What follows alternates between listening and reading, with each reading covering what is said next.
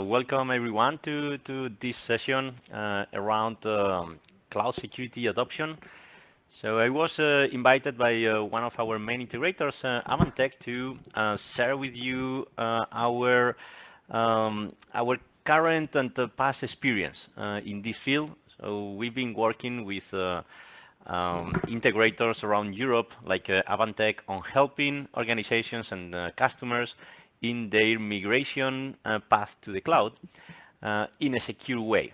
So the security part has become a key component of this migration plan, where we are meeting two different kind of organizations. Those that are already running some services and part of the data center in the cloud, and they are looking into including the same level of security they had in their traditional data centers. So they need to adopt security into existing cloud data centers. But also we are meeting a number of different organizations that are not yet adopting cloud platforms because of the security risks, because of the security concerns. And in those projects, including and helping at the design phase, bearing all the security items in mind, has become a key in order to help these kind of projects really to evolve and adopt cloud platforms that otherwise are not really moving forward. Based on our experience in the last 3 years, we have met pretty much the same kind of concerns. And even if you check the different reports that are analyzing the status of cloud adoption in the market, you will find very similar figures.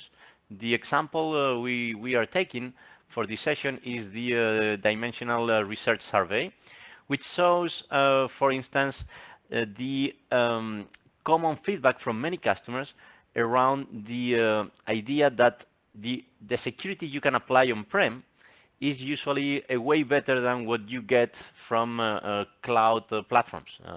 You always get native security solutions, you get some tools and resources, but people still feels more confident with the on-premise security solutions and resources that you can implement. Also, reality is that the security integration is not one of the main priorities for DevOps teams. Of course, the DevOps organizations and the DevOps procedures are including security in all the process, in all the early stages of the application development, but the way we are used to integrate security in our data centers is not really compatible with what these guys are looking for. So the integration, if we keep it the same way that we are used to, is not really working. And the main reason for this is that, and this is also a common feedback from many customers, the security is still seen as a bottleneck. If this cloud adoption is mainly driven by projects that require agility and better time to market and better scalability, if we keep the traditional way of implementing security, there is no way to adopt it because it will always become the bottleneck. So this is the reality. I'm pretty sure that most of you are facing the same kind of challenges if you are already planning or running part of your data center in the cloud. So we really need to identify better ways to do this. Otherwise, it's not going to work. Okay. Otherwise, you are not going to achieve the same level of security in your cloud extensions with the legacy tools. And the new requirements are very aligned with the new general IT demands. So basically, pretty much every single business with more or less market competitive pressure is always looking for better agility, for more automation, for self-service offerings, everything centralized, reducing operational overhead. And for all of these common IT requirements, the security is still key. And now the question we need to solve is how, if security is really key, how do we adapt the traditional security, which is nothing close to all of these kind of requirements, to the new IT demands. Just as a quick summary of what do we refer to as this traditional or legacy security. There are many different aspects. Let me highlight some of them just to demonstrate how this is no longer usable in a new cloud and agile environment. First, our legacy or traditional security is traditionally very focused on the perimeter. We are protecting our physical data centers from the different internet links or connections to other branches. And for that, we use a traditional perimeter layer. That perimeter layer in a new modern data center that is including cloud connectors, that is including mobility, that is including SaaS, that is including PaaS, is no longer valid because we are losing this perimeter and well-defined perimeter concept. Also, it's very common to get requests for elasticity. People want to pay only as much as the business is growing, as much as the services deployed by the business are required and requested by the customers. And this is something that is natively offered by any cloud platform. You can grow with auto-scale capabilities. You can easily get new resources on demand. If you think on how you traditionally deploy a security layer of firewalls, of security gateways, this is usually a very static solution. You have physical appliances. You did a sizing exercise upfront in order to forecast what you will be requiring in the upcoming years. And in order to get elasticity, you basically need to scale up those devices by usually replacing them. Of course, scalability is still an option in a traditional model, but is nothing close to elastic. Okay, by elasticity, this means having a very fast way to scale up or scale down if required. And finally, is not only about elasticity, but also agility. All of these changes, all of these requirements, all of these provisioning tasks needs to be performed in a very agile way. This is, again, very connected to the DevOps ways of doing things. And whenever you see how a DevOps team is provisioning, orchestrating, performing pipelines, and doing everything in a continuous way, the traditional methods for implementing security are nothing but showstoppers for them. So we could continue highlighting different aspects and reasons on how the traditional security models are not really working. But I think it's already clear that we and the market in general is really asking for a long time now for a new security model. So what was the answer by Checkpoint?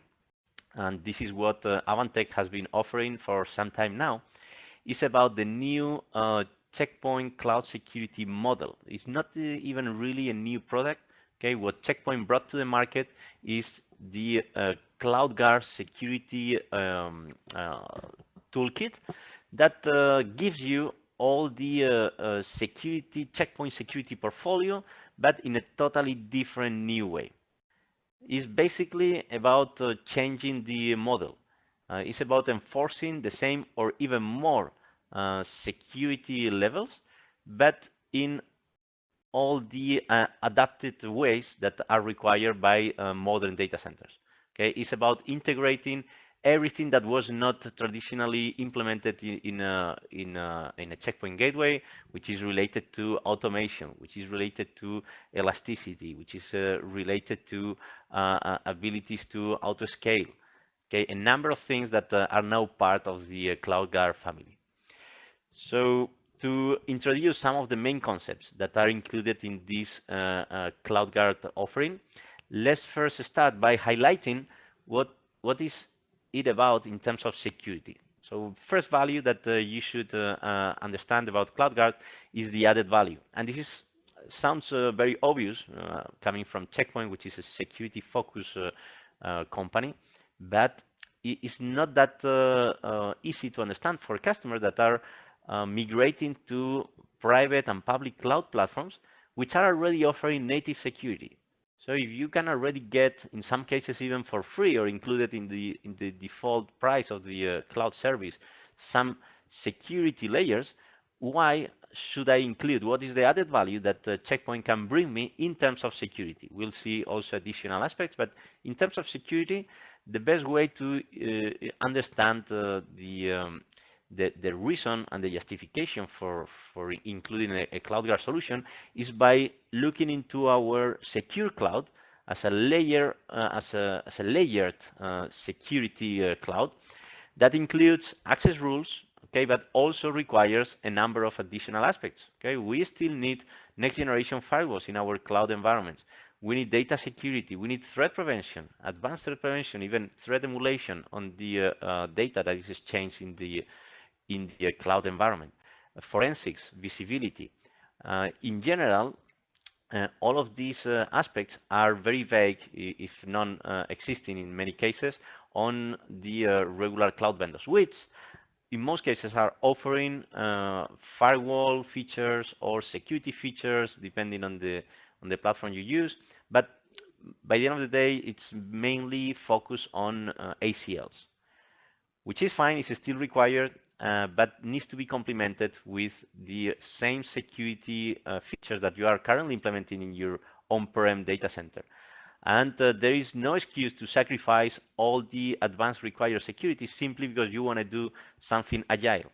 In many cases, because the applications that are delivered by the DevOps teams are consuming AWS or Azure, that seems to justify that there is no need for more security than a security group or an ACL.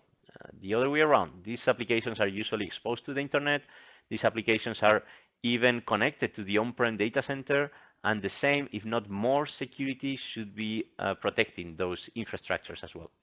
Just to put some names so that you can better identify these security layers, we can think on basically any cloud. Okay, private or public clouds will always offer firewalling capabilities, ACLs. Some of them call them security policy groups, security groups only. Regardless of the name, it's all about the same concept. So it's good to define which ports are open and available in your cloud infrastructure, but on top, Check Point is really the one offering the application control, identity awareness, secure connectivity to the on-prem. Check Point, we'll see it in a while, is offering the same security layer, the same policy, the same interface, and a central management for any cloud. And this is becoming very common. We see more and more customers combining NS6 in the private cloud with Amazon, Azure, even multiple public clouds at the same time. So usually relying on the basic native tools means duplicating and multiplicating the amount of interfaces and rule base to be managed. Also, when it comes to data, Check Point is offering the same DLP, anti-malware, anti-bot, URL filtering capabilities that you have in the on-prem perimeter layers, including even advanced threat prevention. Okay, with all the SandBlast offering, with zero-day prevention, the threat extraction and threat emulation, all of that, of course, based and supported by our Threat Cloud. So this is the first starting point. Okay, understanding what is the main security value offered by Check Point. But again, many organizations are aware about the security need for implementing solutions like CloudGuard in their cloud extensions. But what they are also aware of is that they cannot implement them the same way that they did in a physical environment. This is why, other than the security features that probably you are already aware of in the Check Point portfolio, is more relevant for this session to understand the new business-driven policy model that Check Point is offering. This is really the most revolutionary side of the CloudGuard offering, giving you the right tools in the checkpoint language in order to adapt the security to all the IT demands that we saw in the first slides. What does it basically mean? This business model, this business driven model, is about being able to abstract wherever the cloud, wherever the SaaS solution, wherever the hybrid environment that you are running, you need to simplify. This is what the market is asking. Okay, you need to keep or even increase the security posture, but at the same time, operations should be simpler.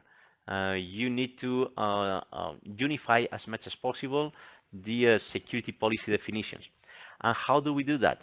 So the CloudGuard offering, in this case in the checkpoint management server, is offering this number of different connectors. Okay, so these plugs are enabling checkpoint to learn and talk and communicate with all your different cloud providers. So by using all these connectors, what we are enabling the checkpoint infrastructure is to learn about the current repository of services, the changes in your different cloud environments, the movement of applications, the provisioning of new applications. All of that is learned by checkpoint by using standard APIs. So the support is very reliable, and it's not really something that requires your cloud environment to implement or to modify. With these connectors, we are now basically able to move from, let's call it, a traditional network-driven security model. So this is a snapshot that might be very similar to what you are seeing in your daily dashboard, in your daily checkpoint console, where the rules are defined based on source and destination networking components.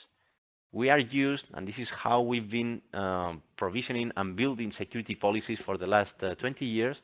We are used to define an IP address for a host, a network range for a network, and those network objects are the ones that you are able to consume in source and destination columns. And this is okay. This is how we are used to deal with ACLs and next generation firewall in traditional data centers, because the firewall is also a core device that knows where each and every component is based, which are the VLANs, which are the different segments being used. And also our traditional physical data centers are very static. When you define a new network, that network is there to stay. When you define a new web server, when you define a database server, you assign an IP address, and you don't expect that IP address to change. Or at least that is what you expected a few years ago. Nowadays, even in an on-prem environment, when you define a service, you need to be ready for the mobility of that service that at some point might be required to be moved to another data center, to another environment, even to a public cloud. So the service will remain the same, but probably the networking will be totally different. This is why this traditional model is not really operable. Also think on the customers, on the organizations that are delivering new services almost on a daily basis. So that means that for that agile new development team, in order to deliver and update some services, once they run all their pipelines, they still need to wait for the security team managing this console to receive a ticket and manually open the GUI, check which is the rule that matches that packet, and update that with new objects or modifying some IP addresses. So this is one of the main bottlenecks of these network-driven security policies. So if we really want to drive a consistent security policy without all the operational overhead and at the same time maintaining the agility that is required by the rest of the business, we need to move into a business-driven policy model. This business-driven policy model is again based on the connectors that I told you about.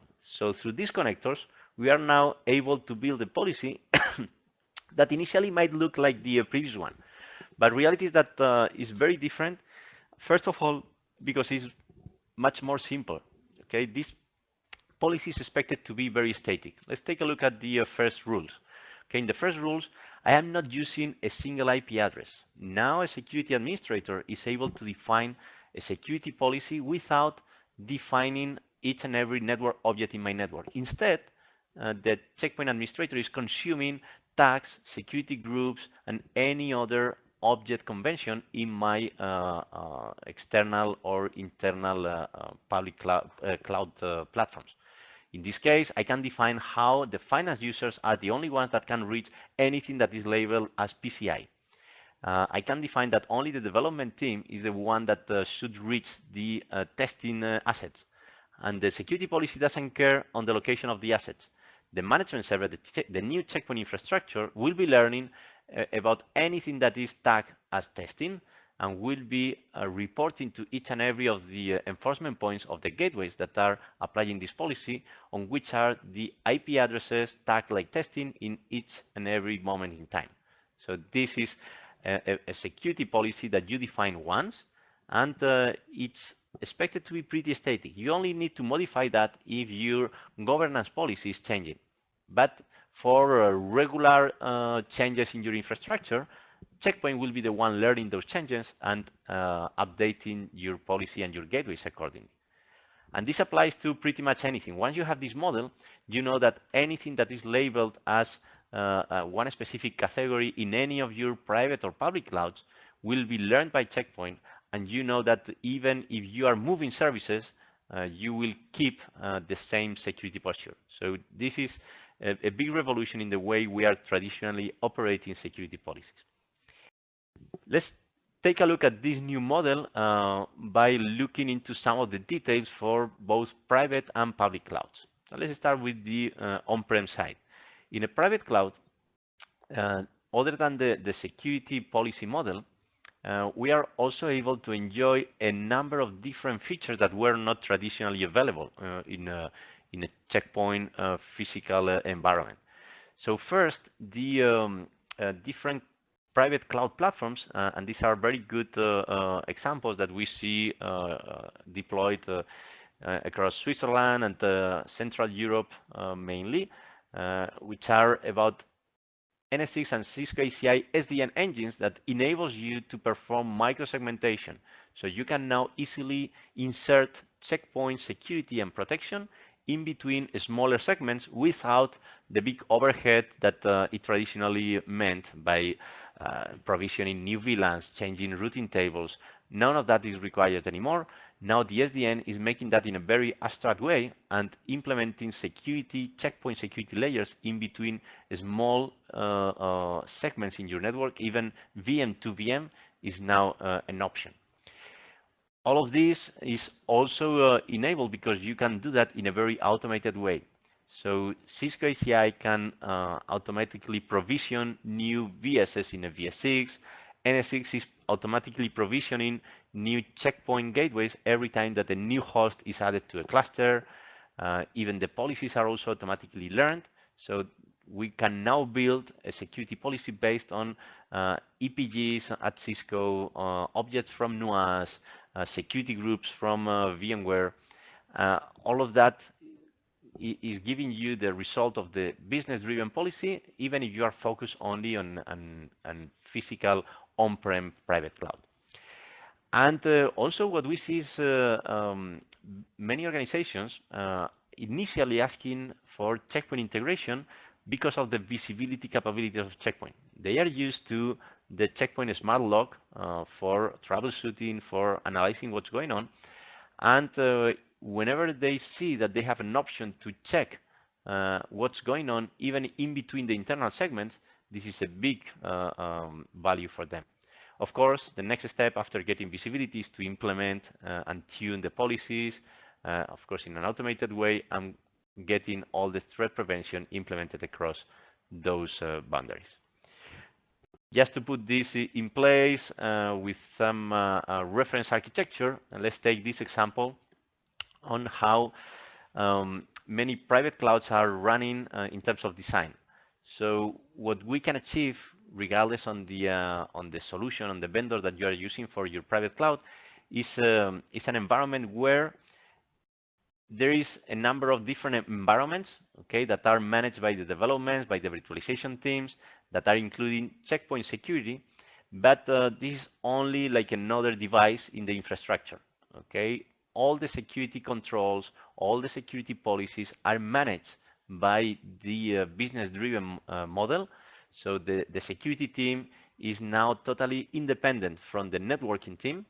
So there is no need even for the security team to understand the IP addresses that are getting protected, as far as the security policy is well defined according to the corporate governance. That means the operations and the security role segregation much easier. All the gateways that are required in the enforcement points are automatically provisioned, so we are fully aligned with the agility requirements from DevOps teams. And once you have all of the infrastructure in place, the day after, you already get full visibility on which are the services that are attempted, which are the ports, the applications, the users that are consuming what is the level of threat for each segment.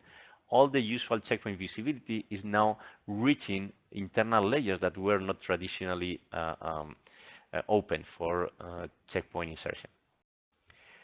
On the public cloud, we see similar values, but implemented based on the specific features of the public cloud, which includes some more scalability, for instance, compared to a private cloud. In general, what we see is customers requesting CloudGuard mainly for protecting the connection from their on-prem data center to their public cloud extensions. At some point, the Azure, AWS, the Google adoption is becoming part of the data center. So this is, by the end of the day, an untrusted zone that you want to protect with the same security layers that we have on-prem. Okay, so the secure extension is in many cases enabled by a checkpoint. But also inside your public clouds, you can reach higher levels of segmentation than what you had in the past. So it's not only about north-south protection, it's not only about protecting your applications to or from the internet, but you can also even prevent traffic in between internal layers in your public cloud. All of that, of course, with virtual appliances that are available from Azure, Google, Amazon marketplaces, gateways, virtual appliances that are implementing the latest R80 wherever release you are using, with all the security blades and security features that you have in a physical appliance. So that plus the secure access to multiple environments, okay, enabling, for instance, branch offices, enabling SD-WAN in the case of Microsoft, is opening a number of opportunities to leverage the same security components of Checkpoint in public clouds. This also, by the way, if we look at the operational side, giving a security administrator the ability to extend the same security policy that is implemented in the on-prem gateways in a very transparent way, directly also to the cloud extensions. But for these environments, we are also offering something that became very popular when it was initially released last year, which is our security blueprint. When you are running public clouds at a larger scale, you need to also run a design that gets at the same speed as your expected size. So for that, what we have is this hub and spoke model, where you can define inside your favorite cloud, or even in multiple clouds, segments that are what we call here spokes. So spokes in AWS can be a VPC or a VNet in Azure, but by the end of the day, these units are independent units that can be delegated to your development teams. They can do whatever they want. They have all the agility they require for the DevOps procedures. But by the time they need to expose services to the internet, or to get access to those services from the internal LANs, they need to go through an additional segment, which is the hub. We have a southbound hub for connecting to the on-prem data center, and northbound hub. There is a public PDF. If you look for it at Google, Checkpoint Security Blueprint, you will find all the details. But the main value that you should remember is that this is the template that really allows you to enforce all the security features implemented by Checkpoint without becoming a bottleneck, without preventing the DevOps to run in the agile way they need, and allowing the security teams to get the same level of control that they had for their traditional data centers. This is simply a template that can be customized. For instance, we see also more and more customers requesting this same kind of design for a multi-cloud strategy where they are combining not only Azure, but probably Google and AWS. So at some point, we see mesh VPN communities that are operated in a very simple way through a regular Checkpoint community, or using express routes or direct links or whatever you need to use. But you know that you can keep the same architecture regardless on the cloud platform. And this is very important because people tend to become as cloud agnostic as possible. So they design their applications in the most portable way. There are always limitations, but this is always a target from most of the organizations we are working with. And ideally, they would like to have the mobility option to move, if the cost or other technical reasons justified, from one cloud to the other. Okay, so our design is also very aligned to this, and the fact that our solution is also cloud agnostic is a very good enabler for these kind of approaches. So just as a summary for the blueprint, by defining this a specific architecture for your cloud environments, we are able to offer the agility that is requested, everything in an automated way. So we are able to offer templates, CloudFormation files that are automatically provisioning all the Checkpoint components required in one shot. So there is no need for very complicated provisioning tasks upfront. This is really, in terms of efficiency, very aligned to all the tools available in the public clouds. So you can deploy the Checkpoint layer as an auto-scale group, for instance. But the main value that many customers are reporting is the fact that now they can regain control, even if they keep they leave the development teams working in the flexible way they need. At least the security team remains with the control on the perimeter and even internal traffic of those environments. So final words, also to introduce you to security as a service. Okay, this was also introduced in the CloudGuard family. This is a solution that is fully developed by Checkpoint and currently already used for, I think we recently had more than 100 customers, and we are getting very positive feedback. What is the need for SaaS? So when you are consuming Office 365, when you are consuming any of the popular SaaS solutions for your corporate tools, you might not usually think on security, but we see more and more organizations reporting that even if they are consuming a SaaS platform that is expected to be secure by the provider, they see that data might be leaked. They see that even the access is not fully controlled by the end users. And we even had very interesting examples that were published.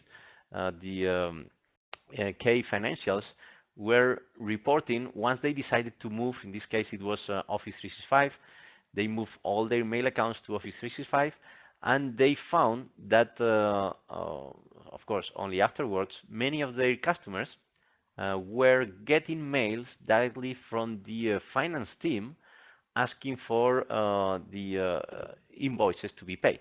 Okay, but of course, these mails were not actually sent by the finance manager. Those accounts were hacked, and by simply hacking the access, the company got to lose more than 2 million. So this had a lot of business impact. Okay, but regardless on the business impact, the reality behind this is that is very easy to get issues whenever your SaaS accounts are hijacked. Okay, so this account takeover is becoming very common and is one of the security angles that needs to be covered. Not the only one, but the reality is that every SaaS service is exposed to the internet. So this is making the access side of the account takeover a way easier. Okay? You only need to do probably even social engineering in order to get access to some of these accounts. So that is simply one of the examples and use cases where customers are asking Check Point for a better solution, for a more secure way of consuming SaaS. And this is how Check Point released the CloudGuard SaaS family, which is giving you full protection and visibility on the most popular SaaS solutions in the market. Okay, we see a lot of adoption for Office, but also for applications like Salesforce, Dropbox are becoming corporate applications that are at the same time storing very sensitive information. One of the main advantages of CloudGuard SaaS is that it's really SaaS. I've been introducing so far CloudGuard IaaS, which relies on infrastructure. You need to really provision Check Point appliances, Check Point gateways. You need to interconnect everything. We are now in the SaaS world. The Check Point SaaS protection doesn't rely on that complex infrastructure. Okay, our solution is integrated using standard APIs and Active Directory connections to your different SaaS providers. But once you have that transparent API integration, you can then start enjoying all the Check Point security portfolio. Okay, so there are multiple angles that can be leveraged once you have this integration. The first one, of course, is about security. It's about the zero-day protection that can be achieved by getting access to all the files that are exchanged, all the mail that is about to reach your corporate laptops. Everything can be transparently inspected by Check Point.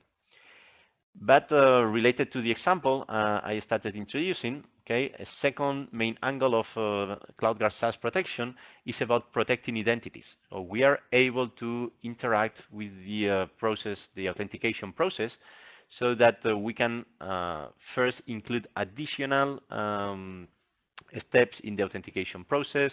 We can identify whether an attempt is malicious or not. So all the additional security steps that you are usually implementing in on-prem applications can now be centralized through Check Point around all the multiple SaaS solutions that are consuming your environment. Okay, so the unification of this control is one of the key values that customers are giving us. Because a lot of data is shared from SaaS services, the API integration is also offering you to use our DLP in order to check and filter what's being exchanged with these environments. And by the end of the day, the solution is end-to-end, so no matter which platform, which device you use in order to consume, okay, everything is unified from a management point of view, but applied to whatever device you use for consuming SaaS. So in general, as you could see, this is about protecting your data, whether it's about protecting the access, protecting the files that are exchanged, okay, and the interface is also web UI that makes the integration really, really simple in few steps. Just a good combination for all the CloudGuard family, which is giving you one single pane of glass, one single unified management, which you are used to because it's the same management server that you were consuming for your Check Point traditional appliances, but now also offering you the capability to centralize and unify all the security policies across your public clouds, infrastructures as a service, or SaaS services that you have, combined with the on-prem new data center that you are defining. There are a number of additional details. Again, this session was not intended to be a full training, but at least to give you an updated overview on the current checkpoint portfolio for cloud.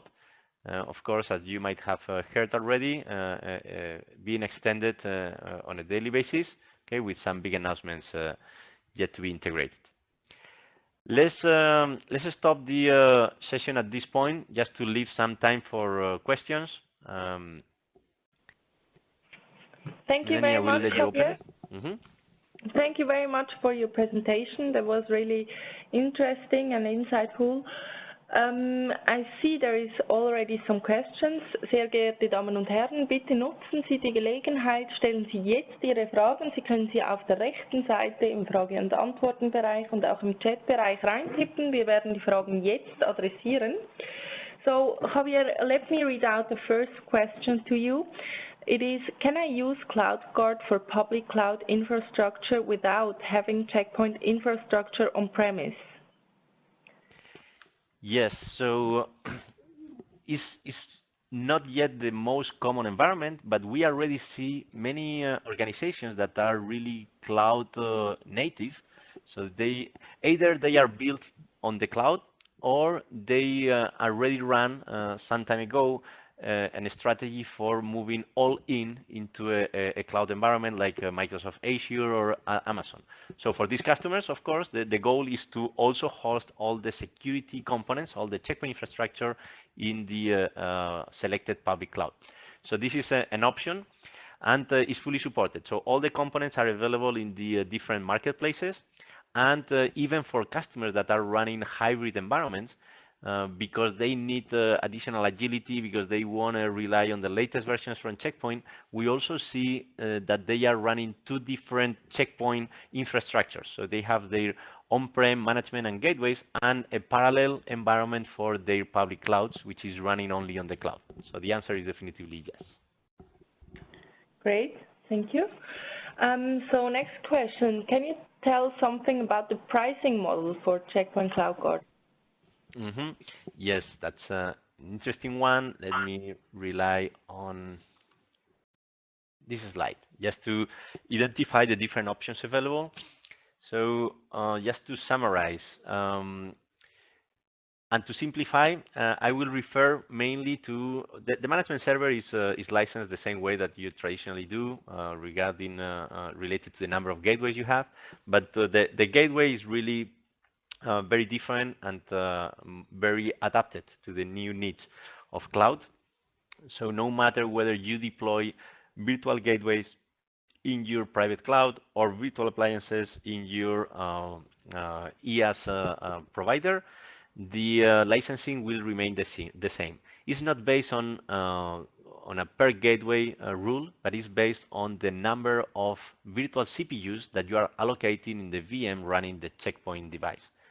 This means, just to simplify with an example, that you could get a pool of 10 Checkpoint virtual cores. So that pool goes into the Checkpoint management server that acts as a central repository.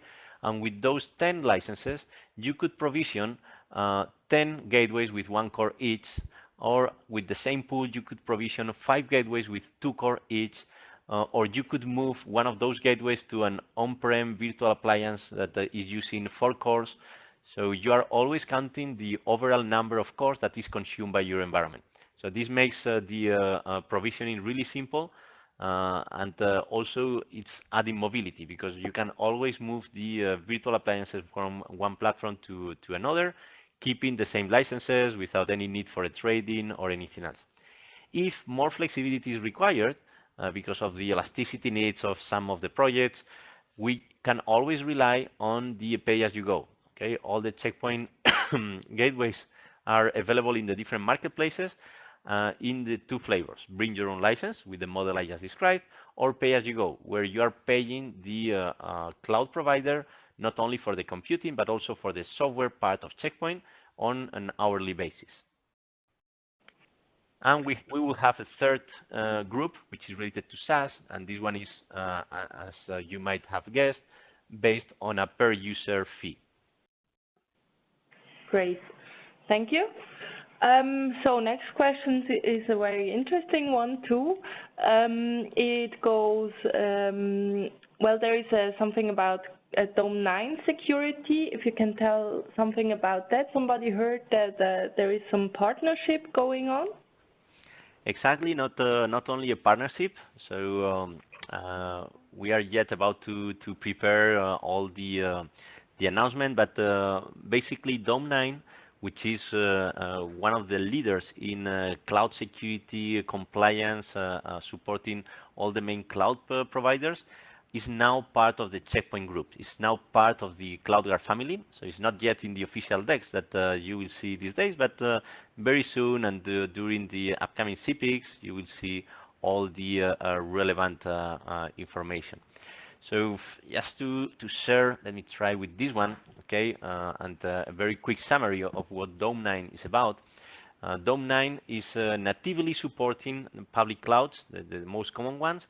By natively means that it's basically offering you a way to get security without installing anything else on top of your cloud. So you are only connecting to your different public infrastructures, and based on the details, on the information that you get, you can really operate your clouds. You can get compliance details.